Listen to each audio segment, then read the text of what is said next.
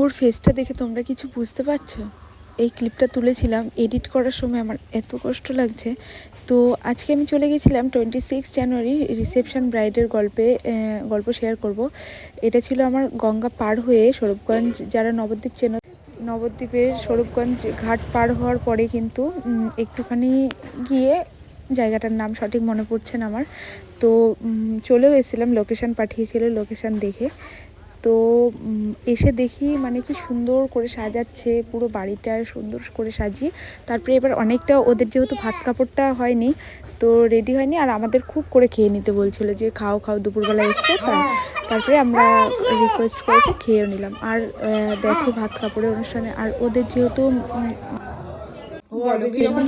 অনেক বছর ধরে ভালোবাসে, তারপরে বিয়েটা হচ্ছে, তো ওদের বন্ডিংটা মানে অসাধারণ। আর বন্ডিং, আমিও প্রেম কিন্তু এই ব্যাপারটা একদম আলাদা।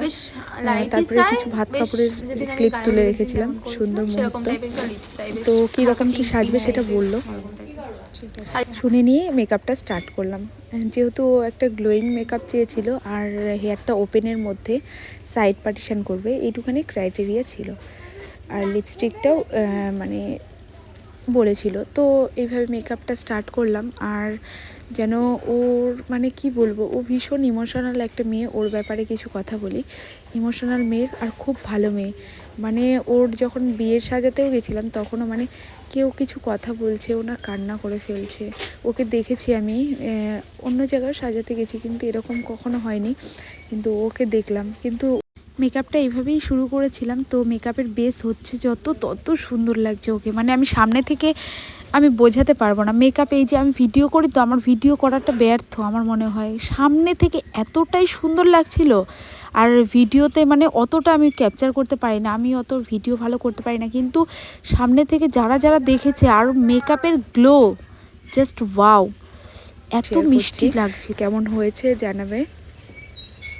আর ও চেয়েছিল এরকমভাবে ফ্লাওয়ার দিতে, আর আমার তো ভীষণ ভালো লেগেছে। আর এত ফুল এনেছিল এই বাড়িতে, আর বলুন এত ভালো ওর হাজবেন্ড, মানে কি বলবো, অসাধারণ একটা মানুষ। আমি জানি না, আমি মানুষ দেখেছি, ওদের বাড়ির ফ্যামিলি সবাইকে দেখে আমি মুগ্ধ হয়ে গেছি। জাস্ট আমি তখনও বলতে বলতে আসার সময় এসেছি, আবার এখনও ভিডিওতেও বলছি, মানে যত বলবো আমার কমই বলা হবে। এতটাই ভালো মানুষ যে হতে পারে, একটা মানুষ ভালো না, মানে সব লোক ভালো, আর ও ভালো, তাই ভালো মানুষের সাথে সবসময় ভালো হয়।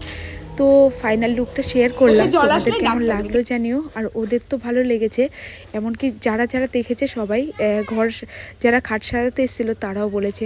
দেখো লাস্টে আসার সময় ওর সাথে আমি দেখা করে আসছি, তখনও ওর পাশে যে ওর বাবা এসছে, তো ও মানে বাবা বলে মানে কি বলবো, ও এত ইমোশনাল।